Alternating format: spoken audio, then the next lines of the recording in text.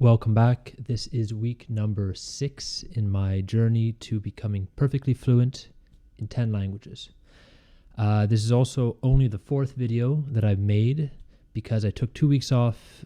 Basically, the weather became a bit better here. We've had almost half a year where essentially sports have been shut down by the government where I live.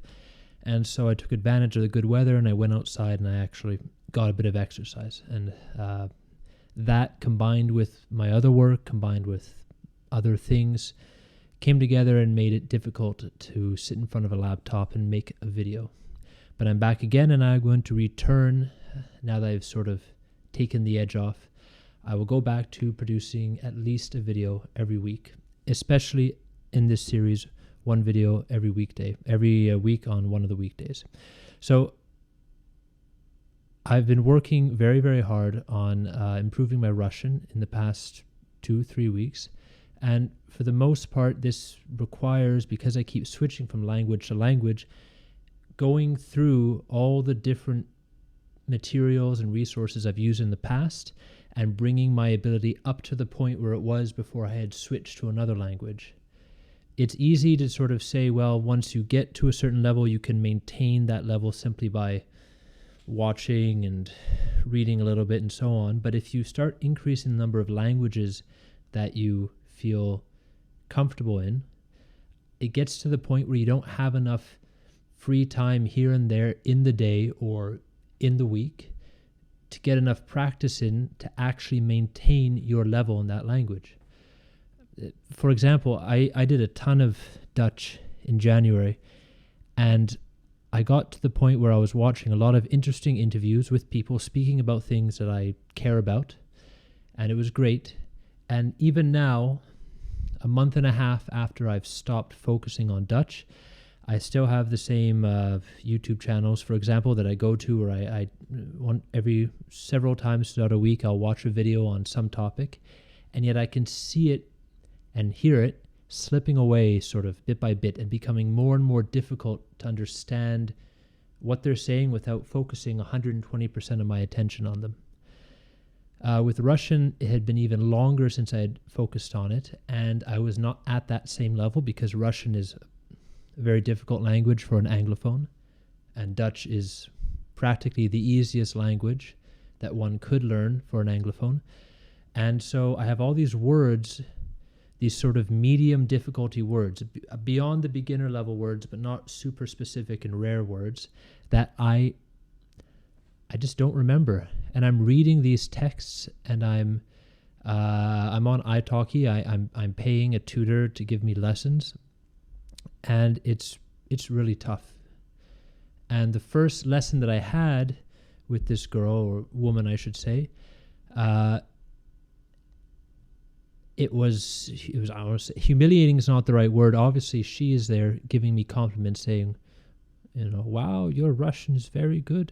But I think she says that to everyone. In reality, for me, they're sitting at the dinner table trying to speak Russian for that first time in a long time, and seeing how far I had regressed was a little painful. So now I'm focusing more on it. I'm getting more and more comfortable. I'm continuing to do the lessons, but I'm still not quite at that point.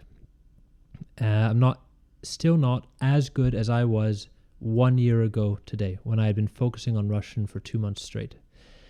I am, however, at least passively increasing my vocabulary by adding new words that I've read through documents on LingQ, or just thinking of, hey, this is an expression or a thing, a phrase that people use often that I don't really know how to say in Russian, or how do people actually say it colloquially.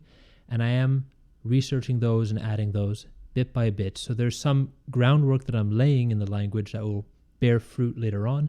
But as of right now, my Russian is atrocious.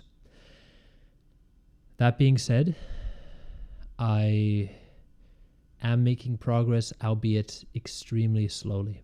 I can only imagine when I start focusing on Chinese around Canada Day, that would be in July, that it's going to be the same thing, where all those characters that I spent so long learning have already started slowly to regress in my mind. because I had at one point, I had a pretty decent grasp of all 5,000 HSK words, as well as a number of other words and characters that are commonly used. And yet, that's the difficulty. I mean, if you work on a single language for 5 years straight, obviously you could then switch to a second language and retain it because you have 5 full years of immersion, especially if you marry someone who speaks that language natively, or if you live in a country where that language is spoken. But what I'm doing is I'm sort of dipping it around and I'm changing around so often, it's quite difficult. But that's sort of the reality. And if I ever hope to get to that level of full fluency in 10 languages, I'm going to be dealing with this for at least 300 more videos. That's really all I have to say. It's difficult. It's difficult to be there on your computer with the limited amount of time and energy that I have, and to be trying to learn the Russian word for jackdaw or the Russian word for rook, which are two species of birds, because those are the kinds of words that are so rarely used in regular conversation. And yet, if you are fully fluent in Russian, you would at least, even if you can't really describe a rook necessarily, you would at least understand what people are referring to if they say, I saw a rook the other day in the forest. And that's when you really start staring into the void and realizing there are so many words to learn. It's just like this gaping abyss in front of me that I'm trying to throw sand in handful by handful, hoping that one day I'm going to fill it up and there's no longer going to be a hole there, when in reality I'll probably grow old before I get to filling the hole. But that being said, that's sort of what the journey is about. And I look forward to maybe 50 videos from now having a bit more positive progress to report. Thank you. Until next time.